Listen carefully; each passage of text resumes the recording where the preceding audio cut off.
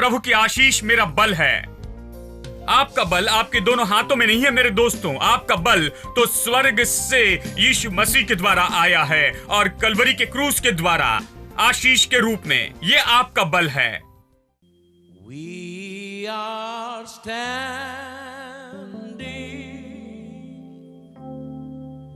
on holy ground,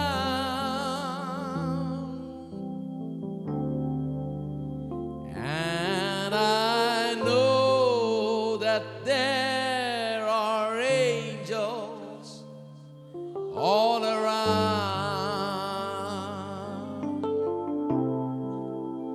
Let us praise Jesus now.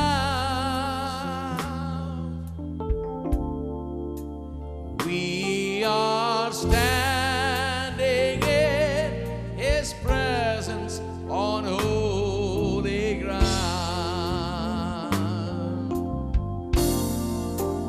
We are standing on holy ground, and I know that there are angels all around. Let us praise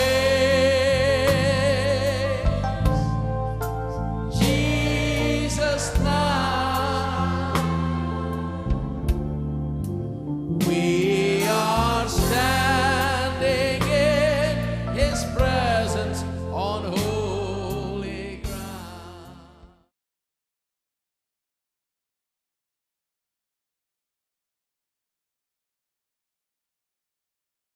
प्रभु गधा और घोड़ों और कुत्तों का उपयोग नहीं करता है, प्रभु लोगों का उपयोग करना चाहता है। यह सुनकर के बिलाम आ रहा है। बालाक उससे भेंट करने के लिए मोआब के उस नगर तक जो उस देश की अर्नेन वाली सीमा पर है। बालाक ने बिलाम से कहा, क्या मैंने बड़ी आशा से तुझे नहीं बुलवा भेजा था? फिर तू मेरे पास क्यों नहीं आया? क्या मैं इस योग्य नहीं? उसने कहा, यदि तू आता तो जितना चाहे पैसे देता। मैं चाहता हूं कि लोग श्रापित हो, क्योंकि मैं उन लोगों को नाश करना चाहता हूं। उन पर आशीष है और जब तक आशीष है मैं ये नहीं कर सकता हूं। तू मेरे पास आना था क्योंकि मैंने तुझे बुलाया था। देखिए वो कहता है, वचन 38 में कहता है, बिलाम ने बालाक से कहा, देख मैं तेरे पास आया तो हूं, परंतु अब क्या मैं कुछ कह सकता हूं? जो बात परमेश्वर मेरे मुंह में डालेगा वही बात मैं कहूंगा। वो कहता, मैं तेरे पास आया हूं लेकिन मेरे पास कोई सामर्थ नहीं है, क्योंकि प्रभु जो कहता है मैं वही कह सकता हूं। तब बिलाम बालाक के संग संग चला और वे किर्यत हुसोत तक आए, और बालाक ने बैल और भेड़ बकरियों को बलि किया और बिलाम और उसके साथ के हाकिमों के पास भेजा। भोर को बालाक बिलाम को बाल के ऊंचे स्थानों पर चढ़ा ले गया और वहां से उसको सब इस्राएली लोग दिखाई पड़े। तब बिलाम ने बालाक से कहा, यहाँ पर मेरे लिए 7 वेदियां बनवा और इस स्थान पर 7 बछड़े और 7 मेंढे तैयार कर। तब बालाक ने बिलाम के कहने के अनुसार किया और बालाक और बिलाम ने मिलकर प्रत्येक वेदी पर एक एक बछड़ा और एक मेढ़ा चढ़ाया। फिर बिलाम ने कहा, तू अपने होम बलि के पास खड़ा रहे और मैं जाता हूं। संभव है कि यहोवा मुझसे भेंट करने को आए और जो कुछ वो मुझ पर प्रकाशित करेगा वही मैं तुझको बताऊंगा। तब वो एक मुंडे पहाड़ पर चढ़ गया और परमेश्वर बिलाम से मिला, और बिलाम ने उससे कहा, मैंने 7 वेदियां तैयार की हैं और प्रत्येक वेदी पर एक बछड़ा और एक मेढ़ा चढ़ाया है। यहोवा ने बिलाम के मुंह में एक बात डाली और कहा, बालाक के पास वापस जाओ, यूं कहना। और वो उसके पास लौट कर आया और क्या देखता है कि वो सारे मोआबी हाकिमों समेत अपने होम बलि के पास खड़ा है। उसने कहा, इसे सुनिए, बालाक ने मुझे आराम से अर्थात मोआब के राजा ने मुझे पूर्व के पहाड़ों से बुलवा भेजा। आ मेरे लिए याकूब को श्राप दे, आ इस्राएल को धमकी दे, परंतु जिन्हें परमेश्वर ने श्राप नहीं दिया उन्हें मैं क्यों श्राप दूं?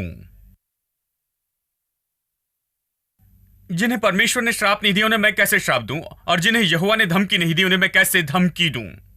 चट्टानों की चोटी पर से भी मुझे दिखाई पड़ते हैं, पहाड़ों पर से मैं उनको देखता हूं। वो ऐसी जाति जो अकेली बसी रहेगी। दूसरे शब्दों में वो कहता है, ये लोग किसी के साथ नहीं रहेंगे, वो सब लोगों को चित्र से दूर करेंगे, वे खुद अकेले सारी जगह ले लेंगे और अन्य जातियों से अलग गिनी जाएगी। ये अन्य जातियों से अलग गिनी जाएगी। याकूब के धूल के किनकों को कौन गिन सकता है, या इस्राएल की चौथाई की गिनती कौन कर सकता है? सौभाग्य यदि मेरी मृत्यु धर्मियों की सी और मेरा अंत भी उन्हीं के समान हो। इस्राएलियों जैसे, आशीषित लोगों जैसे। तब बालाम ने बिलाम से कहा, तूने मुझसे क्या किया? मैंने तुझे अपने शत्रुओं को श्राप देने को बुलवाया था, परंतु तूने उन्हें आशीष ही आशीष दी है। उसने कहा, देख मैंने तुझे लाया और तुझे मेढ़े और बैल और सब कुछ दिया और जो तू चाहता वही किया और तूने उन्हें बहुतायत से आशीष दी है। वो कहता है, मैंने तुझे शत्रुओं को श्राप देने के लिए बुलाया, तूने आशीष दी। उसने कहा, जो बात यहोवा ने मुझे सिखलाई, क्या मुझे उसी को सावधानी से बोलना नहीं चाहिए? बालाक ने उससे कहा, मेरे संग दूसरे स्थान पर चल, जहां से वे तुझे दिखाई देंगे। कहा, यह जगह ही गलत है। शायद इस जगह से तुम बड़ी भीड़ देख रहे हो। अब तू उन्हें श्राप देना नहीं चाहता है, तो मैं तुझे एक और जगह ले जाता हूं। वो थोड़े ही देखेंगे, तू नहीं डरेगा, उन्हें श्राप देगा। तो वो कहता है, मेरे संग दूसरे स्थान पर चल, जहां से वो तुझे दिखाई देंगे, केवल बाहर वालों को देख सकेगा, वहां से उन्हें मेरे लिए श्राप दे। वो यही चाहता था, वो इतना चाहता था कि श्राप कहा जाए। उसने कहा, प्लीज उन्हें मेरे लिए श्राप दे वहां से, यदि यहां से नहीं तो वहां से कोशिश करते हैं। तो वो उसे सिपौम के मैदान में लाया। ये सब वचन 16 देखिए। और यहोवा ने बिलाम से भेंट की और उसके मुंह में एक वचन डाला, यानी दूसरी बार, और कहा, बालाक के पास लौट जा और यूं कहना। और वो उसके पास गया और क्या देखता है कि वो मोआबी हाकिमों समेत अपने होम बलि के पास खड़ा है। और बालाक ने पूछा, यहोवा ने क्या कहा? तब उसने कहा, हे बालाक, मन लगाकर सुन, यानी उसने कहा, राजा खड़ा हो जा, मैं कहना चाहता हूं। वो खड़ा हुआ कि प्रभु क्या कहता है उसे सुने। हे सिप्पोर के पुत्र, मेरी बात कान लगा। ईश्वर मनुष्य नहीं कि झूठ बोले, और वो ना आदमी है कि अपनी इच्छा बदले। क्या जो कुछ उसने कहा उसे न करे? क्या वो वचन देकर उसे पूरा न करे? अब ये खास वचन कहा जाता और विश्वासी इसे जानते हैं कई युगों से युगों तक। मैं इसे इतने समय से जानता हूं, लेकिन केवल कई साल बाद मैंने जाना कि यह किस संदर्भ में कहता है। यह कहता था इस आशीष के संदर्भ में जो इस्राएलियों पर थी, और ये अयोग्य थे कि आशीष को बेकार करे और उन्हें श्राप देने की वो कोशिश करता लेकिन नहीं दे पाता। और इसी संदर्भ में परमेश्वर बिलाम के द्वारा ये शब्द कहता है, परमेश्वर मनुष्य नहीं कि वो झूठ बोले। दूसरे शब्दों में कहता है, परमेश्वर आशीष कहता है तो मनुष्य नहीं कि वो झूठ बोले। वो आशीष कहता और वो पूरी होगी। ये कहा गया और वो पूरा होगा, और कोई भी इस आशीष को दूर नहीं कर सकता। कोई व्यक्ति इस मंजिल को बदल नहीं सकता। प्रभु ने इस मनुष्य पर आशीष कही और वो मनुष्य आशीष पाएगा, बस यही। प्रभु झूठ नहीं कहता। प्रभु मनुष्य नहीं कि झूठ कहे। आपने ये वचन बहुत बार सुना है, लेकिन ये संदर्भ में है, यह आशीष के संदर्भ में है। और मनुष्य का पुत्र नहीं कि पश्चाताप करे। प्रभु अपना मन नहीं बदलता कि एक बार आशीष देकर दूसरी बार वो श्राप नहीं देता। प्रभु नहीं कहता कि अब आशीष दूंगा फिर श्राप दूंगा, नहीं। वो मनुष्य का पुत्र नहीं कि पश्चाताप करे। पश्चाताप का अर्थ अपना मन बदल दे, अपने विचार बदल दे। फिर ये कहता है, क्या जो उसने कहा उसे न करे, मतलब जो उसने कहा उसे नहीं करेगा क्या? और क्या वो वचन देकर उसे न करे, मतलब उससे फिर जाए। दूसरे शब्दों में उसने आशीष कही है, क्या वो उसे नहीं करेगा? वो भलाई नहीं करेगा। उसने आशीष कही है, वो जरूर पूरी करेगा, उससे जरूर पूरी करेगा, वो भलाई करेगा। प्रभु आपसे कहे हुए शब्दों पर खड़ा रहेगा और उसे जरूर पूरा करेगा। परमेश्वर मनुष्य नहीं, वो झूठ नहीं कहता, वो अपना मन नहीं बदलता। ये नहीं कि आज हाँ कहे और कल नहीं कहे। और इसके साथ नया नियम कहता है, परमेश्वर की सारी आशीषें हाँ और आमीन में है, हमारे लिए मसीह यीशु में है। कभी नहीं नहीं, हमेशा हाँ और आमीन में है, मसीह यीशु में। परमेश्वर ऐसा नहीं कि आज हाँ कहे और कल नहीं कहे। ये हमेशा हाँ और हाँ और हाँ और हाँ और हाँ में होता है, मसीह यीशु में। हाँ, और इसे सुनिए, वो आगे कहता है, देख आशीर्वाद देने की आज्ञा मैंने पाई है। वो आशीष दे चुका, मैं उसे नहीं पलट सकता। उसने आशीष दी और मैं उसे नहीं फेर सकता। श्राप नहीं दे सकता। उसने आशीष दी और मैं उसे फेर नहीं सकता। मैं चाहता हूं कि आप देखें कि संसार विख्यात इस श्राप देने में अंतरराष्ट्रीय एक्सपर्ट को बुलाता, वो उस आशीष को दूर नहीं कर सकता जो आशीष परमेश्वर के लोगों पर थी।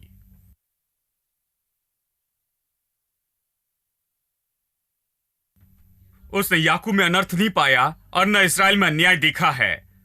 उसका परमेश्वर यहोवा उसके संग है और उनमें राजा की सी ललकार होती है। वो कहता है, प्रभु उन्हें अलग देखता है, वो उन्हें पापी नहीं देखता, दंड दिए जाने वाले लोगों के रूप में नहीं देखता। देखिए परमेश्वर इस्राएलियों को कैसे देखता है। ये गलती के लोग, समस्या के लोग, ये ऐसे लोग थे जो बहुत बहुत यानी सारे लोगों जैसे ही थे। लोग तो लोग हैं, कितने लोग ये जानते हैं। वो आशीषित है लेकिन लोग ही हैं, आपके और मेरे जैसे ही। वो बहुत गलती करते हैं, उन्हें समस्या है, उनमें बहुत सी समस्याएं हैं, परमेश्वर उनमें बहुत कुछ पसंद नहीं करता था। प्रभु देखता है, उसने याकूब में अनर्थ नहीं पाया और न इस्राएल में अन्याय देखा है। मतलब परमेश्वर याकूब में और इस्राएल में कोई दोष या दुष्टता नहीं देखता है। क्यों? क्योंकि फसह के दिन मेमने का लहू बहाया गया था और उन्होंने द्वार पर लहू लगाया था और उस मेमने का मांस खाया था और वो मेमना यीशु मसीह था। वो परमेश्वर के मेमने यीशु मसीह के द्वारा बचाए गए। अब परमेश्वर उनकी ओर छुड़ाए गए जैसे देखता है, लहू से छुड़ाए, लहू में हैं। उनकी सारी गलतियां, उनके सारे पाप अब लहू के नीचे हैं। वो उनमें कोई दुष्टता और बुराई नहीं देखता। वो उन्हें देखता है कि वो लहू से धोए गए हैं, छुड़ाए गए, आशीषित लोग। उनमें अधर्म नहीं देखता है। हेलो, ये बहुत महत्वपूर्ण है क्योंकि बहुत से लोग कहते हैं, ओ भाई, मैं जानता हूं आप कह रहे हैं कि परमेश्वर भला है, प्रभु ने हमें आशीष दी, लेकिन जानते हैं मैं अच्छा नहीं हूं, इसलिए मुझ पर आशीष का आना बहुत ही मुश्किल है। खैर, कौन अच्छा है? मुझे एक अच्छा व्यक्ति दिखाइए। तब वो कहेंगे, भाई मेरा अर्थ है कि मैं सिद्ध व्यक्ति नहीं। तो कौन सिद्ध है? मुझे एक सिद्ध व्यक्ति बताइए। यदि यह आपकी भलाई और सिद्धता पर आधारित होता तो संसार में एक व्यक्ति भी परमेश्वर की आशीष का आनंद नहीं उठाता। फिर वो कहते, भाई मैं बहुत सी गलतियां करता हूं। कौन गलती नहीं करता? बात तो यह है, अब्राहम की आशीष हम तक इस तरह से आई है। वो एक यानी देखिए, ये कहता है मैं अच्छा नहीं हूं, मैं गलती करता हूं, मैं सिद्ध नहीं, इसलिए मैं योग्य हूं श्राप के। मैं योग्य हूं कि श्राप मुझ पर आ जाए। खैर, पूरी बात तो बाइबल सिखाती है वो ये है, जो कभी लायक नहीं था कि कोई श्राप उस पर आए, जिसने कभी गलती नहीं की, जो पूरी तरह से सिद्ध था, जो पूरी तरह से अच्छा था, केवल एक ही मनुष्य जो जीवित था और अच्छा था, जिससे हम अच्छा कह सकते हैं, वो श्राप बना कि जो कुछ अच्छे और सिद्ध नहीं थे और गलतियां करते थे वो आशीष पा सके।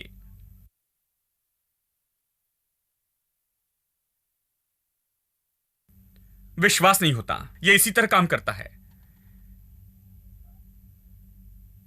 यदि अच्छा, सिद्ध, गलती न करने वाला मनुष्य श्राप ले सकता है, तो अच्छे और सिद्ध नहीं, गलतियों के लोग आशीष पा सकते हैं। यह बाइबल का लॉजिक है। उसने श्राप उठाया कि हम आशीषित हो सके। यह परमेश्वर का अनुग्रह है मेरे दोस्तों। अपने दोनों पैरों पर खड़े न हो, परमेश्वर के वचन पर काम करें, विश्वास पर खड़े हो, अपनी धार्मिकता पर खड़े न रहें। इस पर खड़े न रहे कि आप अच्छे हैं या नहीं। आप अच्छे नहीं तो खत्म हो गए। यदि उस पर खड़े रहते हैं तो आप कभी परमेश्वर के सामने खड़े नहीं रह सकते, अब से अनंत काल तक। एक भी दिन ऐसा नहीं रहेगा कि आप परमेश्वर के सामने खड़े हो और आपकी धार्मिकता पर खड़े हो, लेकिन आप मेमने के लहू के आधार पर खड़े हो, जो आपके लिए बहाया गया था कलवरी के क्रूस पर, और जो यीशु ने आपके लिए किया। फिर आप समझेंगे कि आप परमेश्वर की पूरी आशीष में प्रवेश कर रहे हैं। हां, आप परमेश्वर की आशीष के योग्य हैं। क्योंकि इसलिए नहीं कि आप योग्य हैं, यह इसलिए कि यीशु ने आपके श्राप उठा लिए हैं कि आप आशीषित हो सके। आप परमेश्वर की आशीष के योग्य हैं। कितनी अद्भुत वास्तविकता है। ओ, जब से मैंने इसे समझा, मैं पहले से ज्यादा अपनी आशीष पर विश्वास कर सका। मैं अपनी असिद्धता को नहीं देखता, मैं मेरे अंदर की भलाई की कमी और मेरी गलतियों को नहीं देखता। मैं क्रूस को देखता हूं, मैं बहाए गए लहू को देखता हूं। मैं यीशु मसीह पर और उसने मेरे लिए जो किया उस पर आधारित रहता हूं। वही मेरे लिए प्रभु की आशीष लाता है। यदि प्रभु की आशीष लेने के लिए मेरी भलाई होनी चाहिए तो यह कभी नहीं होगा, लेकिन यह उसकी भलाई के कारण मेरे पास आती है। इसलिए मैं प्रभु की आशीष के लिए निश्चित हूं और मुझे बस एक ही काम करना है कि उसकी स्तुति करके धन्यवाद देना है, उसने जो किया उसके लिए। क्योंकि मैंने इसके योग्य होने के लिए कुछ नहीं किया है, उसने सब कुछ किया है कि आज मैं इसके योग्य हो गया हूं। आमीन। यही तो विश्वासी होना है। यह मसीहत तो क्रूस पर आधारित है, लहू बहाने पर जो यीशु ने किया। यह आपके कामों पर आधारित नहीं। यह इस पर आधारित नहीं कि क्या आप अपना हाथ या पैर दे दें। आप अपने पापों को दूर करने के लिए किसी तरह का दाम चुकाना चाहते हैं, नहीं। इसका संबंध है उससे जो यीशु ने आपके लिए कलवरी के क्रूस पर किया है। इसलिए आपका मनन केवल क्रूस पर होना चाहिए और यीशु ने क्या किया उस पर। मैं सराहना करता हूं, गहराई से सराहना करता हूं जो प्रभु ने किया है आपके लिए कलवरी के क्रूस के द्वारा, क्योंकि आप उसके कारण योग्य बने हैं। इसे देखिए, यह बहुत ही सुंदर वचन कहता है। वो कहता है कि परमेश्वर अधर्म और दुष्टता को नहीं देखता। अब इसे सुनिए, वचन 21 दूसरा भाग। उसका परमेश्वर यहोवा उसके संग है और उनमें राजाओं की से ललकार होती है। वो राजाओं के समान है, वो कहता है, और उनका चिल्लाना राजाओं के समान होता है। उनको मिस्र में से ईश्वर ही निकाले लिए आ रहा है। वो तो बनेले सांड के समान बल रखता है। मुझे पता नहीं उन्होंने इस तरह अनुवाद क्यों किया, मैं किंग जेम्स वर्जन से पढ़ रहा हूं, लेकिन सच में इसका अर्थ है कि उनमें जंगली गेंडे का बल है। क्या आप विश्वास करेंगे? वो उनका बल बता रहा है। आशीष तो बल है। हेलो, सब लोग कहे आशीष मेरा बल है। प्रभु की आशीष मेरा बल है। आपका बल आपके दोनों हाथों में नहीं है मेरे दोस्तों। आपका बल तो स्वर्ग से यीशु मसीह के द्वारा आया है और कलवरी के क्रूस के द्वारा आशीष के रूप में। यह आपका बल है। आपको जानना होगा कि आप जाकर काम करते हैं तो आपके ऊपर कुछ परे हैं जो आपके लिए काम करता है। यह आपका पसीना नहीं, आपकी बुद्धि नहीं, आपकी मेहनत नहीं, आपका काम और आपकी योग्यता जो काम करवाती है। आप बस खाते हैं और खाकर जीविका नहीं कमाते हैं। इससे यह तो आशीष है। प्रभु की आशीष धनी बनाती है। हेलो, हां मैं काम करता हूं, लेकिन प्रभु की आशीष ही धनी बनाती है, क्योंकि आशीष तो हावी होने वाली आशीष लाती है। इसका मतलब आप कुछ हद तक काम करते हैं लेकिन आशीष आगे बढ़ती है।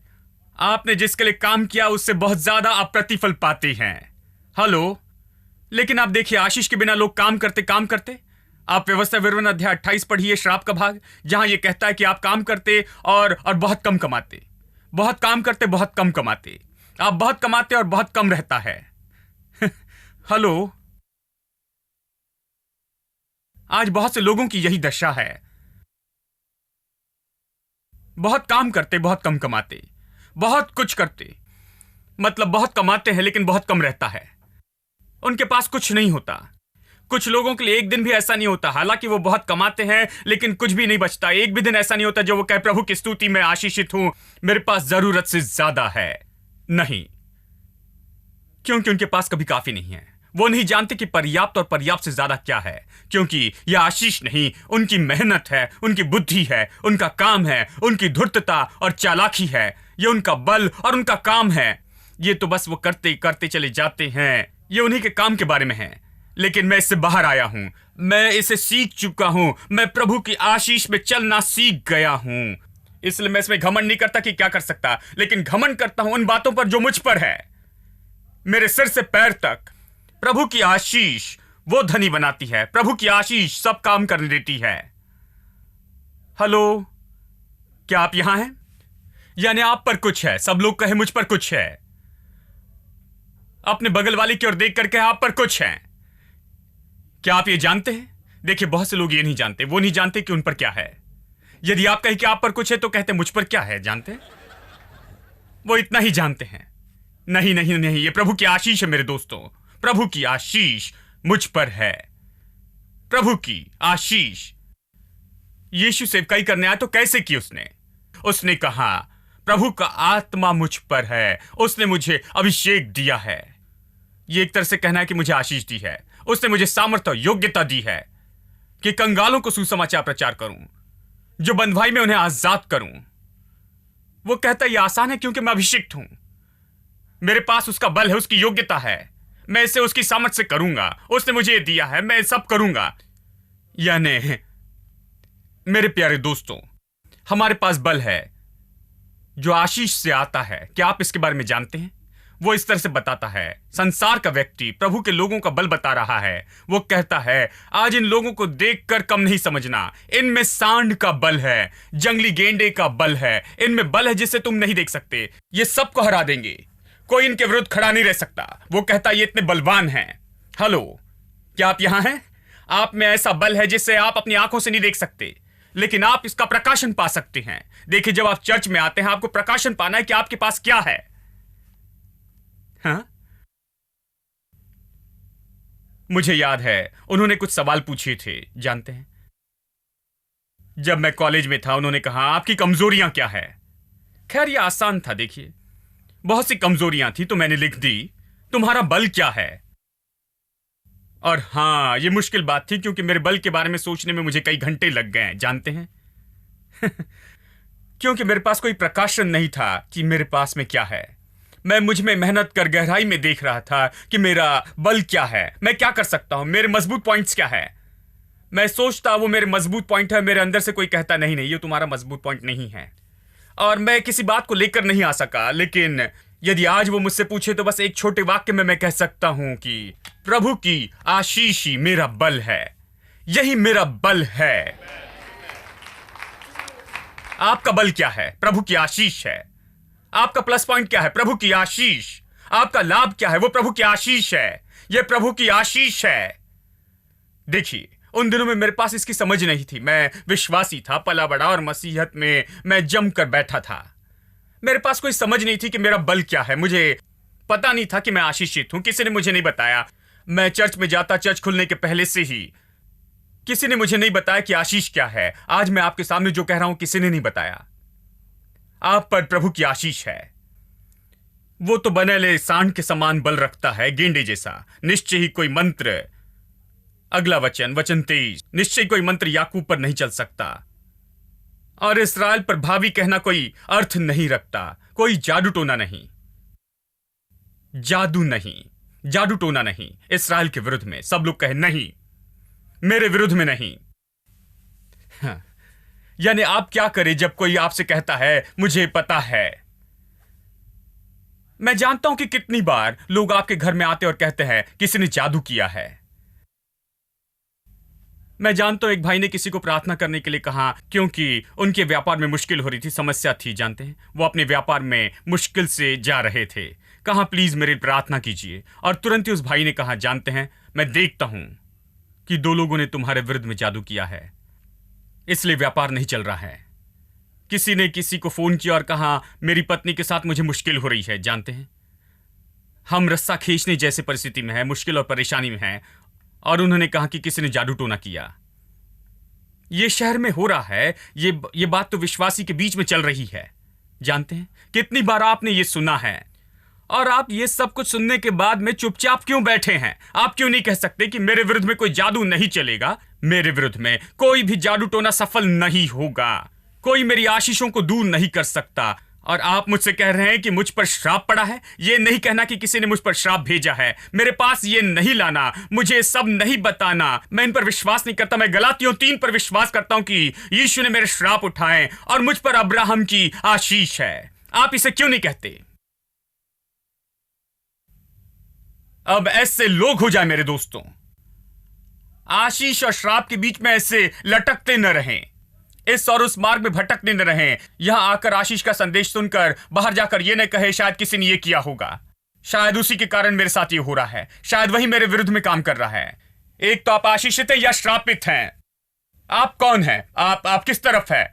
मैं आशीष की ओर हूं और विश्वास करता हूं कि मैं आशीषित हूं। मैं गलातियों 3:13 पर विश्वास करता हूं। कोई कहेगा देखिए भाई, उस भाई ने सपना देखा, भाई उन्होंने दर्शन देखा, और उस दर्शन के कारण ही उन्होंने मुझे बताया कि किसी ने जादू टोना किया है।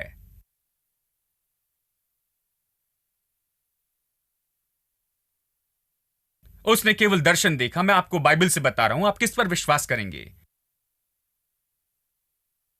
क्या आप उसके दर्शन पर विश्वास करेंगे? तो उस पर विश्वास करना होगा। वो सही व्यक्ति होगा, शायद वो सत्य कह रहा है। ओ, किसी पर भी विश्वास करने से पहले मैं 2 बार सोचूंगा। इसके बजाय प्रभु पर विश्वास करूंगा। क्या वो सत्य कह रहा है, सत्य बता रहा है? क्या वो भला है? क्या सत्य बता रहा है? मैं विश्वास कर सकता। क्या वो परमेश्वर से बेहतर है? परमेश्वर कहता है कि मैं आशीषित हूं और वो कहते हैं कि मैं श्रापित हूं। मैं किस पर विश्वास करूं? मैं आपसे कहूं कि यदि स्वर्गदूत भी आकर मुझसे कहे कि मैं श्रापित हूं, मैं विश्वास नहीं करूंगा, क्योंकि परमेश्वर कहता मैं आशीषित हूं।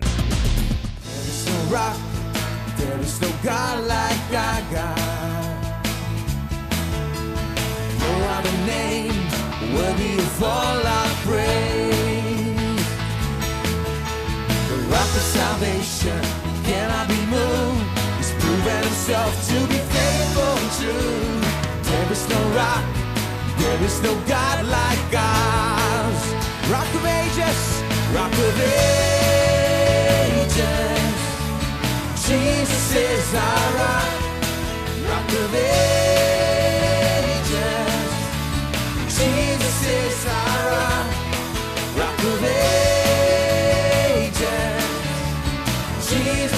our rock.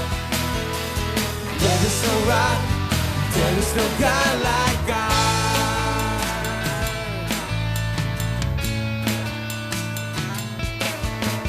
There is no rock, there is no God like our God.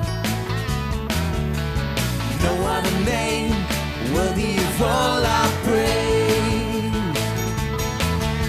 The rock of salvation that cannot be moved has proven himself to be faithful and true.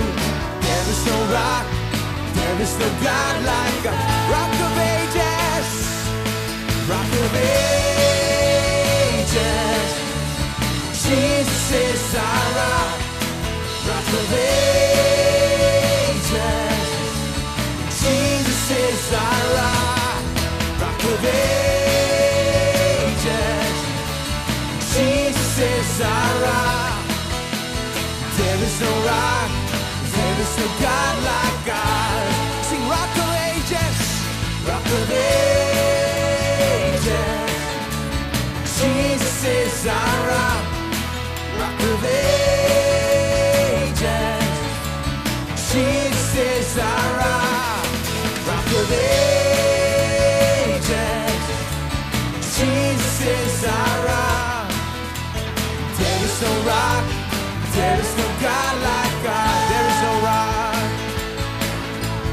there is no rock, there is no God like God.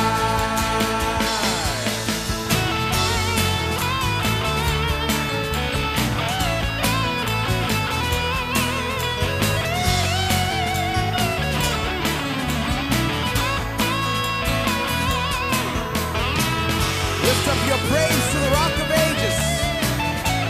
Jesus, our rock. Let's sing rock of ages. Rock of ages. Jesus is our rock. Rock of ages.